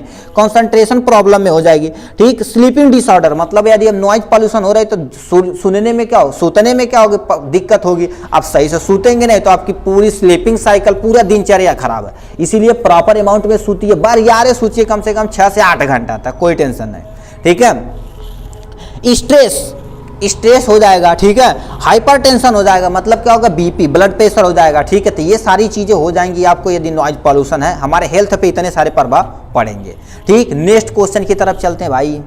6ठा नंबर हमसे क्या क्वेश्चन पूछा, क्या रखा, व्हाट इज क्वारंटाइन, यहाँ से क्या रखा, व्हाट इज क्वारंटाइन, क्वारंटाइन होता क्या। क्वारंटाइन वर्ड एटलीस्ट लगभग सब सुने होंगे, क्योंकि कोरोना आया था तो क्या किया गया था, जैसे जो कमा के आ रहे थे कह उन्हें क्वारंटाइन कर दो, मतलब एक रूम में अलग रख दो, उन्हीं को क्या बोला जाता है, क्वारंटाइन बोला जाता है। कोरोना में हमको ये बहुत खराब लगा, जिसे मान लीजिए थोड़ा बहुत साइंस सिम्टम दिख रहा है तो उसे एक उसी के घर में एक सेपरेट जगह रखवा दो, सही है, ठीक है। हम हॉस्पिटल पे जाते थे तो देखते थे एक बड़ी सी बिल्डिंग थी, मतलब 4th फ्लोर की थी, पूरी बिल्डिंग में कोरोना को ही भर दिया गया था, कोरोना पेशेंट को। मान लेते थोड़ा बहुत जो थोड़ा सही है वो भी क्या हो जाएगा, इन्फेक्टेड पर्सन के कॉन्टेक्ट में आएगा तो उनका भी मरना तय है, ठीक है। भोजन प्रॉपर नहीं दिया जाता था, और ठीक है ये सारी चीजें, ऑक्सीजन की सुविधा उधर तो नहीं है के बराबर थी, ठीक है। आधा लोग तो डिप्रेशन और भूख और यानी कि चिंता से मर जाते कि हमें भी कोरोना हो गया, अब दवा नहीं बनी तो हमें मरना तय है, ठीक। तो इसमें बहुत सारे ऐसे ये गलतियां हमारे यहाँ थी बहुत ज्यादा, ठीक है। ये हो गया, अब उसी में लगाओ भर देंगे, ठीक है। बताओ एक ही बेड के बगल में उसी का बेड लगा दिए, ठीक है, उसी का बेड। बताओ ये हेल्दी पर्सन है, थोड़ा बहुत कोरोना का सिम्टम दिख रहा तब भी डठिया दिए, लो बेटा, पुलिस पकड़ के उठा ले जाती थी, इतना ज़्यादा दिक्कत थी, ठीक है। तो ऐसा नहीं करना चाहिए था उन्हें, ठीक है। चलिए जाने दो। क्वारंटाइन क्या होता है, कर रखा एक period of time during which the person that has the यानी a disease kept out from the other separate to other people, मतलब क्या होता है, एक ऐसा पीरियड टाइम होता है, मतलब एक टाइम सीक्वेंस होता है जो उसमें किसी भी पर्सन को क्या कर दिया जाता है, एक सेपरेट रूम में, एक सेपरेट प्लेस पे हम क्या कर देते हैं, उन्हें अलग कर देते हैं किसी अदर पीपुल से, ठीक है। तो उन्हें हम क्या बोलते हैं, क्वारंटाइन बोल दिए, ठीक है। तो ये क्वारंटाइन टाइम यानी क्या पूरा quarantine is a different are every disease. अब क्वारंटाइन हर एक डिजीज के लिए क्या हो सकती है, अलग अलग हो सकती है, नहीं। जैसे कोरोना के लिए क्या 21 दिन, कहीं कहीं 14 दिन तक क्या करते, उन्हें क्वारंटाइन कर देते थे, ठीक, मतलब अलग कर देते थे, क्योंकि मल्टीपल फेज उसका कितना था, 14 या 21 दिन था, ठीक है। तो इसीलिए उतना ही दिन उन्हें क्या कर दिया जाता, सेपरेट किया जाता था अलग रूम में, ठीक है। By quarantine we can protect our self from disease our the another people, मतलब क्या कहते हैं, क्वारंटाइन के ही द्वारा क्या किया जा सकता है, जो तुम डिजीज है वो दूसरे पर्सन को ना हो जाए, उन्हीं से क्या कर दिया जाता है, अदर पीपुल है, ठीक है। अदर पीपुल से हम क्या कर देते हैं, अलग कर देंगे तो हम क्वारंटाइन से उसे पर्सन को बचा भी सकते हैं, और दूसरे पर्सन में फैल रहा उससे भी हम बचा सकते हैं। अब बताओ एक जगह वो आराम से रहेगा तो थोड़ा बहुत रेस्ट करेगा, जो भी मेडिसिन प्रॉपर उसे दी जाएगी और जल्दी से क्या हो जाएगा, वो रिकवर हो जाएगा। इसके लिए भी उसे पर्सन को क्वारंटाइन किया जाता था। Man recover quickly for quarantine, ठीक है, फ्रॉम क्वारंटाइन, मतलब क्वारंटाइन से क्या कर देता हूँ, जो पर्सन है जल्दी क्या हो जाता है, रिकवर हो जाता था, ठीक है। इसीलिए उस पर्सन को हम क्वारंटाइन करते। तो हमसे क्वारंटाइन की डिफिनेशन होगा कुछ, उसके बारे में 2-4 पॉइंट और हो गई, ठीक है। ये हो गया। अब यहाँ से नेक्स्ट क्वेश्चन हमसे पूछा है, 7वां नंबर क्वेश्चन पूछा, व्हाट इज इम्यूनाइजेशन। इम्यूनाइजेशन होता क्या है, ठीक है। इम्यूनाइजेशन एक प्रोसेस होता है जो क्या कर देते हैं, जैसे इम्यूनाइजेशन एक प्रोसेस होता है जो हमारी इम्यूनिटी सिस्टम को बूस्ट करने में यूज किया जाता है, ठीक है। तो यहाँ पर क्या रखा 7वां नंबर, व्हाट इज इम्यूनाइजेशन, तो क्या लिखा है, अकॉर्डिंग टू WHO, ठीक है, इम्यूनाइजेशन क्या होता है, the process in which a person is made up of immune और resist to infection disease typically by the administration of a vaccine. मतलब क्या कर देता है, एक ऐसा प्रोसेस होता है जो किसी भी पर्सन को, उसकी इम्यूनिटी को क्या कर देता है, डिजीज के प्रति रेसिस्टेंस बना देना, ठीक है, उस बाय द वैक्सीन के, उसी को हम क्या बोलते हैं, उसी को हम इम्यूनाइजेशन बोलते हैं, उसी को हम क्या बोलते थे, इम्यूनाइजेशन बोलते थे। इतना तुम्हारे पास क्या था, इम्यूनाइजेशन के बारे में था, ठीक। तो इम्यूनाइजेशन यहां से यहां तक का हो गया, ठीक। अब क्या लिखा है, नेक्स्ट क्वेश्चन पे लिखा तुमसे क्या हो गया, vaccine stimulate the body own immune system to protect the person against subsequent infect of disease. मतलब हम इम्यून से क्या कर सकते हैं, वैक्सीन के द्वारा क्या कर सकते हैं, उसकी इम्यूनिटी सिस्टम को बूस्ट कर सकते हैं, जिससे वो डिजीज से क्या कर सकते हैं, अगेंस्ट डिजीज के अगेंस्ट क्या कर सकते हैं, परफॉर्म कर सकते हैं, डिजीज से बच सके या इन्फेक्शन से भी बच सके, उसी को क्या बोलते हैं, वैक्सीन बोलते थे। नेक्स्ट पॉइंट में क्या लिखा है, नेक्स्ट पॉइंट में लिखा है हमसे द टी सेल और बी सेल, हमारे पास T lymphocyte and B lymphocyte होते हैं, और एंटीबॉडी बी सेल और मोस्ट इंपॉर्टेंट एलिमेंट है जो इम्यूनिटी सिस्टम के लिए बहुत जरूरी है। अपने इम्यूनिटी सिस्टम में देखा जाए तो टी लिम्फोसाइट और बी लिम्फोसाइट है जो एंटीबॉडी बी सेल के लिए बहुत ही जरूरी है, जिससे हम इम्यूनिटी सिस्टम बूस्ट करेंगे और डिजीज से हम बच सकते हैं। These element can be improve by the immunization. अब ये सब जो हो सकता है किससे इंप्रूव होगा, इम्यूनाइजेशन से होगा। अब बताओ, इम्यूनाइजेशन लगा दिया तो हमारा टी और बी लिम्फोसाइट जान गया है कि अच्छा ये डिजीज आएगा तो इसके प्रति हमें अटैक करना, इन्हें हटाना है, ठीक है। तो ये इम्यूनाइजेशन के द्वारा ही पॉसिबल है। देखिए अब इम्यूनाइजेशन से क्या कर दिया था, टी और बी को मेमोराइज कर दिया जाता है कि second attack to the foreign body. मान लेते हैं, देखो अब घर में एक आपको सिक्योरिटी लगा दिए, ठीक है, एक बार चोरी हो गया तो फोटो दिखा दिए कि ये चोर की जैसा है तो हमारे घर को बर्बाद कर सकता है, सिक्योरिटी लगा दिए। अब यदि ऐसा कोई भी आएगा नॉन पर्सन तो भरने से आप गोली चला देना, ठीक है, जैसे हमारे देश के सोल्जर करते हैं, अपनी देश की रक्षा करते हैं, ठीक है। तो उसी तरह से हमारे अंदर भी सोल्जर हैं जो क्या कर देते हैं, हमें डिजीज से बचाते हैं। एक बार इम्यूनाइजेशन के द्वारा इन्हें पहचान करा दिया गया, चाहिए भाई कोरोना वायरस है, ये हमारे पास क्या हो गया, पोलियो वायरस है, ये तुम्हारे पास टीबी है, ये सब चीज दिखा दिया गया, ठीक है, दिखा दिया तो हमारी बी लिम्फोसाइट और टी लिम्फोसाइट जान गई है, अब अटैक करेगी, सेकेंड अटैक करेगी, फॉरेन बॉडी से मार के खत्म कर देगी, ठीक। तो इसके बारे में था इम्यूनाइजेशन के बारे में। अब लिखा टाइप ऑफ इम्यूनाइजेशन कितने तरह के होते हैं, एक्टिव इम्यूनाइजेशन होता है, पैसिव इम्यूनाइजेशन होता है। यानी एक्टिव इम्यूनाइजेशन में 2-4 ड्रग का होगा, जैसे वैक्सीन एक्टिव होता है, और हमारे पास क्या होता है, टैक्सॉइड, ये भी एक्टिव इम्यूनाइजेशन। पैसिव इम्यूनाइजेशन में तुम्हारे पास एंटी सीरम आता है और हीमोग्लोबिन आता है इम्यूनाइजेशन के अंतर। तो इम्यूनाइजेशन के बारे में थोड़ा सा लिख देना, ये फ्लो चार्ट बना देना, काम बन जाएगा, ठीक है। ऐसे थोड़ा थोड़ा आप इफर्ट करेंगे तो आप अच्छा नंबर परफॉर्म कर सकते हैं। क्वेश्चन नंबर 8 की तरफ चलते हैं। एक क्वेश्चन नंबर 8 क्या दे रखा हमसे, हमें दे रखा है भाई हल्ले, ठीक है, कर रखा role of water in diet, our diet में तुम्हें बताना। 9वां नंबर भी क्वेश्चन पूछा, फार्माको इकोनॉमी पूछा। तो ये दोनों क्वेश्चन एक ही बार में देखते हैं, बार बार ये देखने की रिक्वायरमेंट, थोड़ा सा टाइम ज्यादा लगेगा, ठीक है। 8 नंबर समझ गया, role of water in our diet, मतलब हम जो वाटर पी रहे हैं हमारे डाइट में क्या उसका रोल है, कुछ रोल होगा ना, कहते हैं जल ही जीवन, क्यों जीवन है, उसका कोई ना कोई नियम होगा, कोई ना कोई जरूरत होगी शरीर के, तो उसी के बारे में पढ़ना पड़ेगा। तो देखो लिखा है write the role of water in diet, हमारे डाइट में वाटर का एक्चुअल में रोल क्या है, role of water in our diet. तो रोल इज देखो, water is a major component of the body mass, हमारे शरीर के लिए वाटर बहुत ही कंपलसरी है। एटलीस्ट लगभग 70% हमारी बॉडी क्या होती है, हमारे पूरे 70% हमारी बॉडी वाटर से ही बनी है।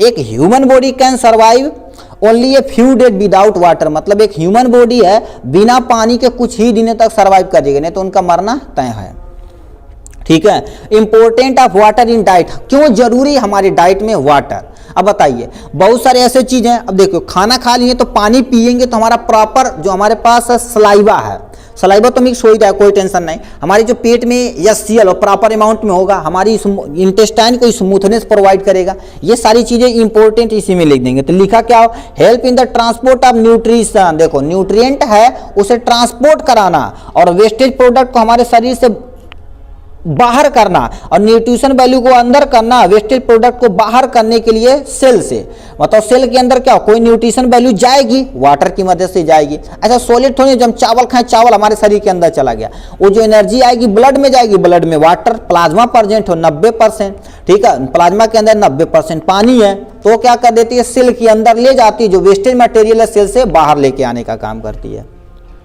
ठीक है।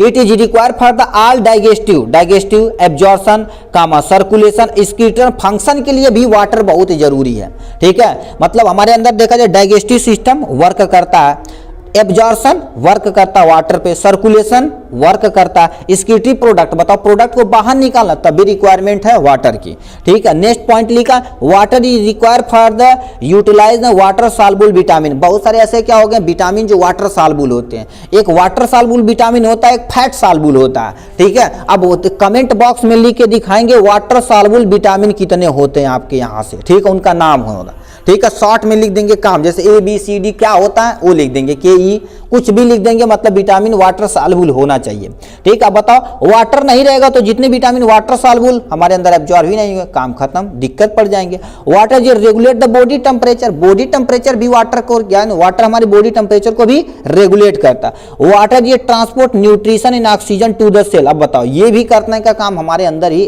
कौन करता है, वाटर ही करता है, ठीक है। तो वाटर हो गया, उनका रोल हो गया, काम खत्म हो गया। नेक्स्ट क्वेश्चन हमसे पूछा what is pharmaco economy. Pharmaco मतलब ड्रग्स होती, इकोनॉमी मतलब पैसा, जिसके लिए आप पढ़ रहे हैं भाई, ठीक है, और जिसके लिए हम पढ़ा रहे हैं, ठीक है। देखिए दुनिया में देखा जाए तो एटलीस्ट सब लोग इसी के पीछे ही भाग रहे हैं, ठीक है, क्योंकि पेट चिलाने के लिए क्या चाहिए, पैसा चाहिए, भोजन चाहिए, भोजन पैसा से ही मिलेगा, ठीक है।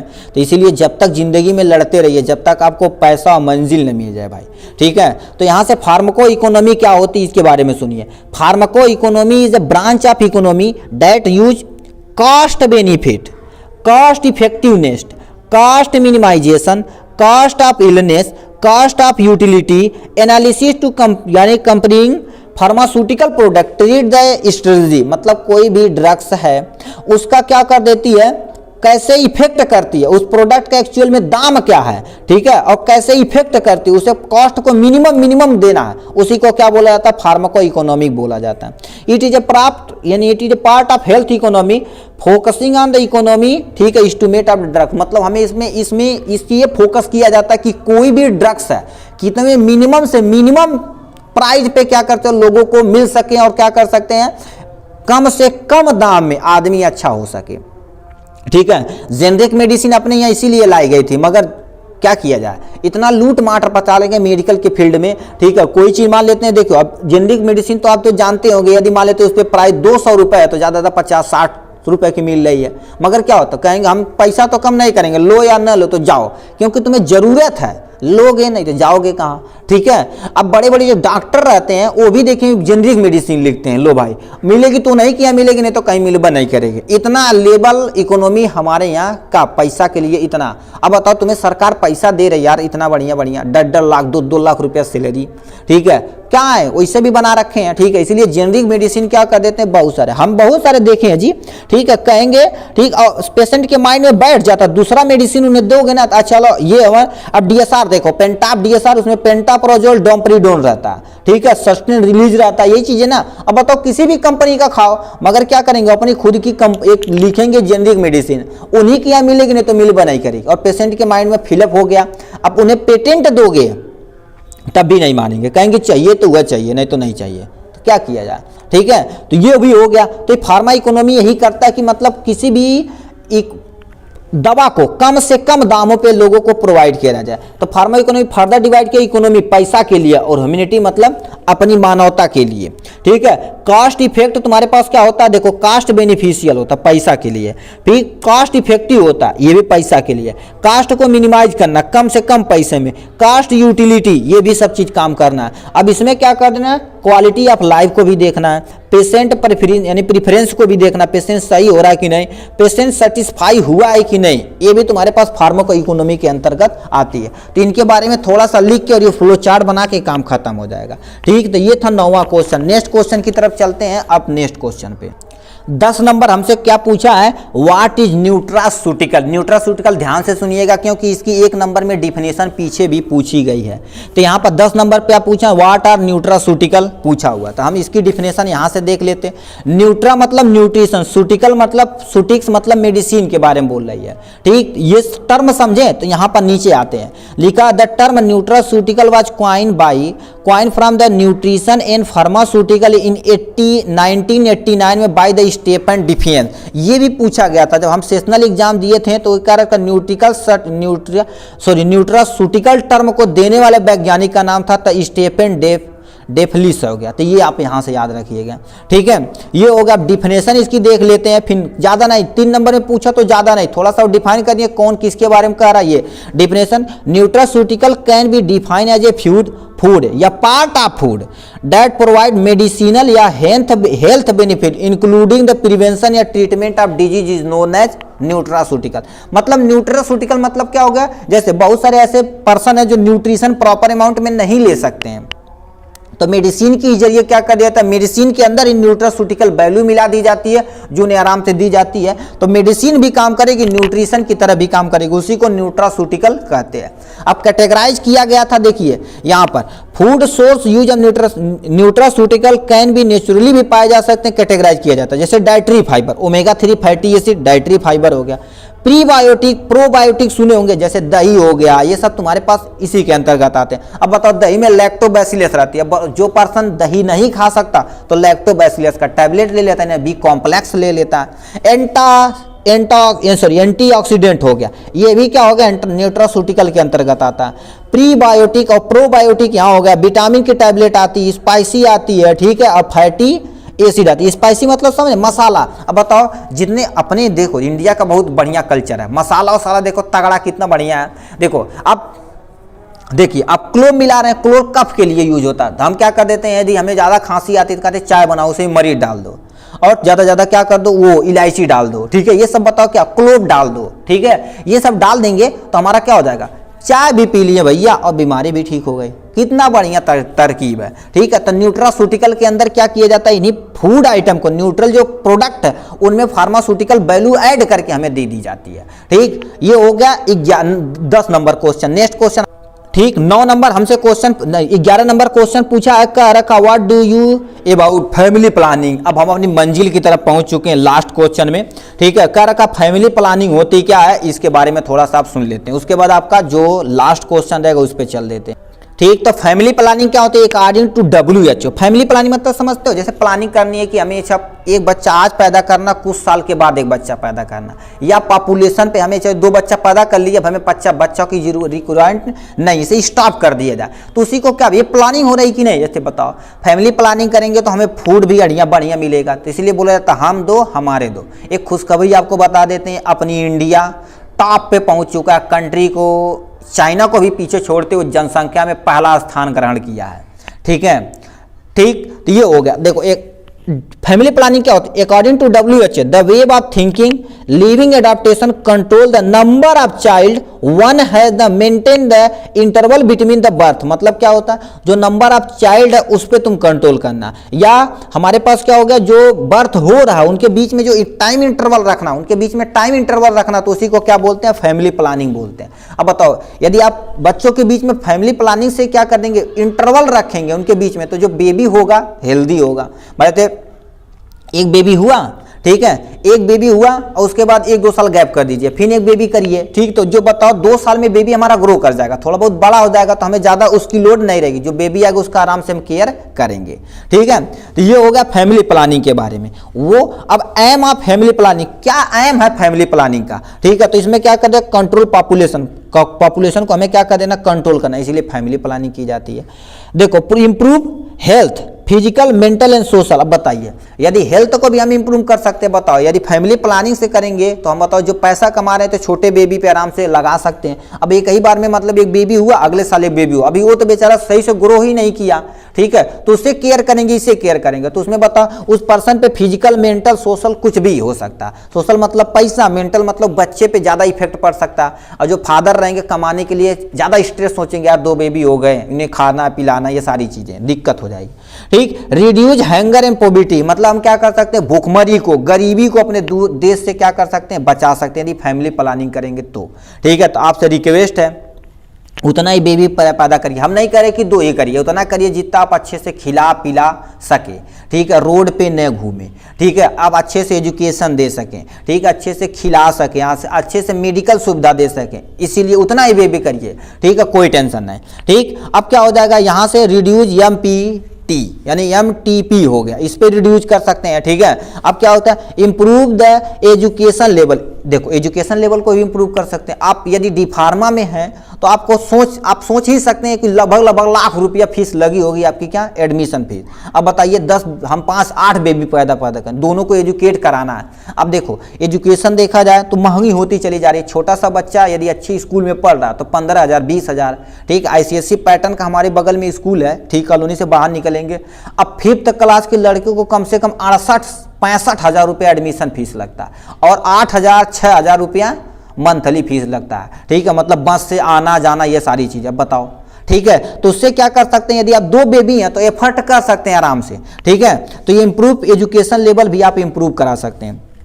Provide all the government service and resources, मतलब जो गवर्नमेंट से आ रही है, अब तो चला दी गई है कि जिसके पास 2 बच्चे रहेंगे उसी को नौकरी मिलेगी।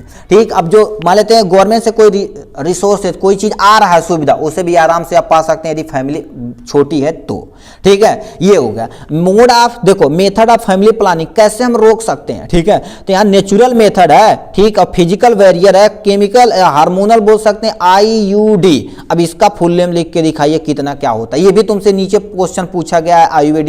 IUD का फुल नेम, तो यहां पर आप ब्रेक करिए, मतलब पॉज करिए, कमेंट बॉक्स में इसे लिख दीजिए। ठीक है, ये लिखिए। और क्या लिखा, फिजिकल मेथड, मतलब ये 5 मेथड है फैमिली प्लानिंग करने के लिए। नेचुरल मेथड में क्या, अवॉइड ओवम स्पर्म मीटिंग, मतलब क्या करें at the time of sexual reproduction. मान लीजिए आप सेक्स कर रहे हैं तो आपका जब स्पर्म यानी एजुकुलेट होने वाला तो उसे क्या कर दीजिए, मीटिंग से बाहर कर दीजिए, उससे भी एजुरिंग कर सकते हैं। फिजिकल बैरियर में आपका लेटेक्स का एक कंडोम आता, उसका भी यूज कर सकते हैं, मेल और फीमेल दोनों का उपलब्ध रहता है। ठीक है, केमिकल हार्मोन, बहुत सारे ओरल कंट्रासेप्टिक आते हैं, क्या कर सकते हैं आप लेडीज को खिला सकते हैं, जैसे सहेली हो गया, अनवांटेड किट हो गई, ये सब सारी चीजें हार्मोनल लेवल पे है। ठीक, IUD, इसमें क्या होगा, जैसे कॉपर टी, जैसे कोई फीमेल बॉडी उसमें कॉपर टी का इंजेक्ट कर दिया जाता है उसके यूट्रस के अंदर। ठीक है, with the help of vagina. ठीक है, LNG-20 भी खिला सकते हैं, बहुत सारे इंजेक्शन भी आ सकते हैं जिससे आप अवॉइड कर सकते हैं फैमिली प्लानिंग के। सर्जिकल और परमानेंट मेथड तुम्हारे पास क्या होता है, ट्यूबरोक्टॉमी यानी फीमेल में होता, वॉसक्टॉमी यानी मेल में होता। ठीक, तो इसे भी आप यहाँ से कर सकते हैं। मतलब इतने मेथड है फैमिली प्लानिंग के। तो ये तरह से देखा जाए तो हमने क्या कर दिया, पूरा डिटेल में पार्ट A और पार्ट B को एकदम डिटेल में देख लिया। अब हम इसमें देखने वाले पार्ट C को एकदम अच्छे से। ठीक है, चलिए इसकी तरफ रुक। पार्ट C, अब पार्ट C थोड़ा सा जूम कर दिए हैं। ठीक है, जूम कर दिए। अब तो यदि ध्यान से देखिए, एक रिक्वेस्ट है, यदि आपको क्वेश्चन आता है तो पॉज करके कमेंट बॉक्स में जरूर लिखिए। ठीक है, देखिए यहाँ पर, क्योंकि लिखने से आपको आइडिया हो जाएगा कि अच्छा इसे लिखा जाता है, उसकी स्पेलिंग भी याद हो जाएगी। ठीक है, ये हो गया। देखो लिखा, which are the following an example of junk food. अब देखिए इसमें से कौन सा ऐसा जो जंक फूड का एग्जाम्पल है। पहला फ्रूट, ये जंक फूड नहीं खा सकते, एक जंक फूड नहीं खा सकते। पिज्जा एक जंक फूड है, तो ये कौन सा ऑप्शन हो जाएगा, C option is the correct option. Pencil लेकर आते हैं तब मारेंगे तो सही रहेगा। ठीक, मार दें, कोई टेंशन नहीं, रुको पतली एक पेन ले लेते हैं, कोई ब्लैक सा। ठीक है, ये हो गया। तो आपका क्या हो जाएगा, pizza is the correct option. ठीक है, pizza is the correct option, ये हो गया। ठीक, अब क्या पूछा, deficiency of the iron causes which of the following disease, मतलब यदि आयरन की डिफिशियंसी आपके अंदर होती तो कौन सा डिजीज काजेज करती है। तो इसमें दे रखा कौन सा, पहला एनीमिया, दूसरा स्कर्वी, ग्वाइटर या नाइट ब्लाइंडनेस। एक से स्टार्ट करते हैं। नाइट ब्लाइंडनेस जो होता है विटामिन A की कमी से होता है, ग्वाइटर आयोडीन की कमी से होता है, स्कर्वी जो रोग होता है विटामिन C की कमी से होता है, आयरन की कमी से एनीमिया होता है। Iron deficiency syndrome is known as anaemia बोलते हैं। ठीक, यदि मान लेते तो तुमसे एनीमिया पूछे तो क्या लिखेंगे, iron deficiency syndrome is known as anaemia बोलते हैं। ठीक, तो थर्ड नंबर क्या question, which of the following produce maximum noise pollution, मतलब इसमें से सबसे ज्यादा नॉइज पॉल्यूशन कौन प्रोड्यूस करता है, मतलब जो भी इक्विपमेंट ज्यादा यदि नॉइज निकालता तो नॉइज पॉल्यूशन होता। तो मोटर व्हीकल ज्यादा नहीं निकालती, म्यूजिक ज्यादा नहीं निकालती, यानी क्या रखा यानी विस्पर ये भी नहीं निकालता, क्या करेगा, स्वीपर है। ठीक है, WHISPER है। ठीक है, जेट इंजन, जो जेट इंजन होते हैं आपको दिख रहा होगा। ठीक है, जेट इंजन जो होते हैं सबसे तगड़ा क्या कर देते हैं, नॉइज पॉल्यूशन निकालते हैं।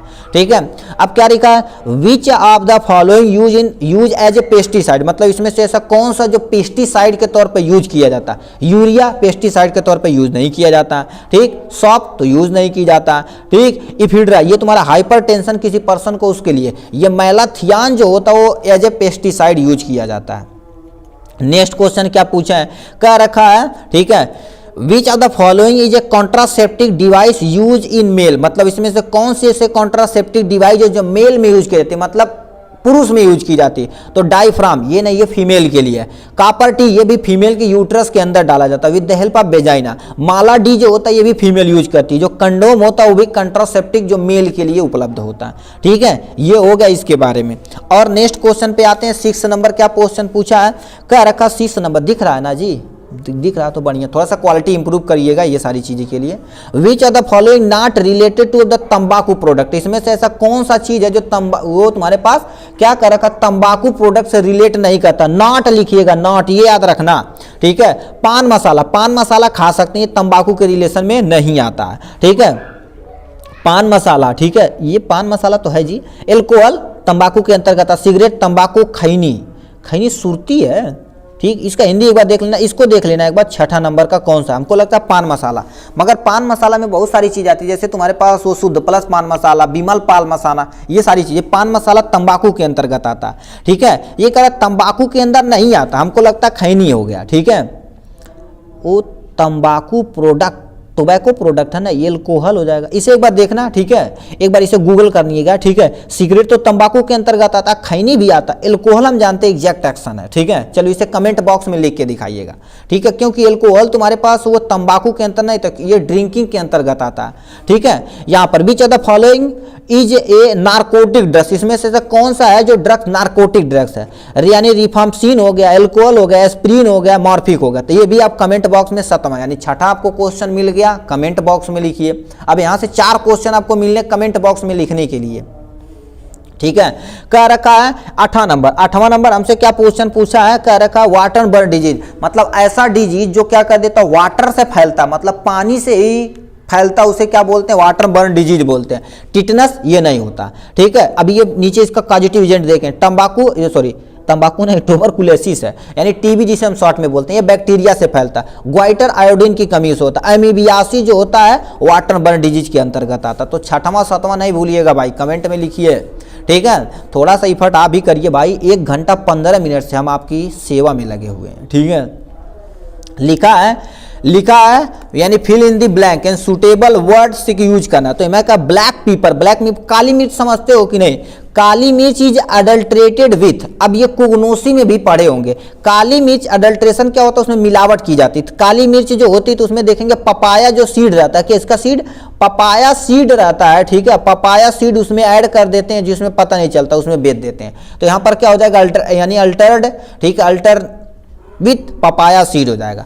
फुल नेम ऑफ IUD, अब इसका तो फुल नेम क्या लिख के लिख दिए होंगे कितने लोग, चलो हम यहाँ लिख देते हैं। आई से क्या हो जाएगा, इंट्रा, ठीक है, इंट्रा, देखो इंट्रा, यू से क्या हो जाएगा, यूटेराइन, क्या हो जाएगा, एंट्रा यूटेराइन लिख देते हैं। ठीक है, कॉन्ट्रासेप्टिव डिवाइस होती है, क्या होती है, ठीक है, कॉन्ट्रासेप्टिक, ठीक है, कंट्रासेप्टिव, और डी से क्या होती है, डिवाइस होती है, जो फीमेल की तौर पे यूज की जाती है। ठीक है, क्या हो जाएगा, इंट्रा यूटेराइन कॉन्ट्रासेप्टिव डिवाइस होती है। ठीक है, ये सी तुम्हारे पास नहीं, इसका लिखा IUD हो गया। ठीक है, ये हो गया।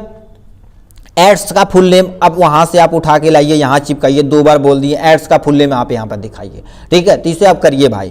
ठीक है, कह रखा the most commonly chemical artificial of rhyming, मतलब फल पकाने के लिए किस केमिकल का ज्यादा यूज करते। तो एक इथाइलिन आता है लिक्विड के फॉर्म में, अब पानी में घोल के क्या करते, उसमें फल को डाल देंगे। एक इथाइलिन आता है, ठीक, इथिफान के नाम से, उसका ब्रांड नेम इथिफान होता है। उसमें क्या कर देंगे, कि 2 मतलब 5 ml है, 1 लीटर पानी में घोल लिए। अब जितने भी तुम्हारे पास चाहे केला है चाहे सेब है, सेब तो पकाया नहीं जाता, आम हो गया, उन सबको क्या कर देते, उसी में तुम क्या कर दो, घोल के, मतलब उसी में बोर के कुछ वो चट्टे की बोरी में या सूत की बोरी में क्या कर देंगे, रख देंगे, तो 2-3 दिन के बाद आराम से पक जाएगा।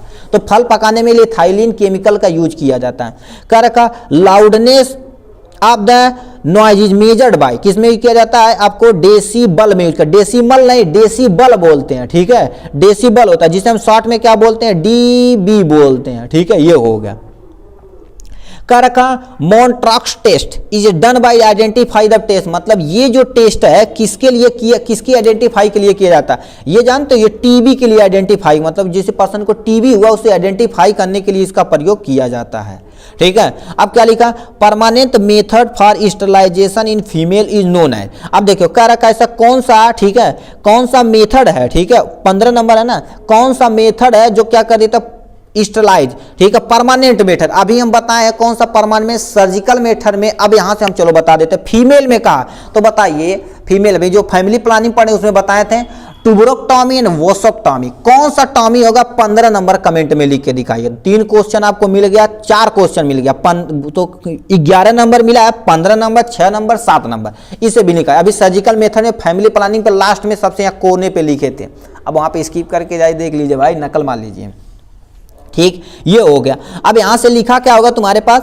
लिखा 16 number, deficiency of which vitamin cause scurvy, मतलब किस विटामिन से हमें स्कर्वी होता है। अभी बताया तो विटामिन सी की कमी से होता है, क्या हो जाएगी, विटामिन जो सी की कमी होती है उससे स्कर्वी रोग हो जाता है, जिससे हमारे मसूड़ों से खून निकलने लगता है।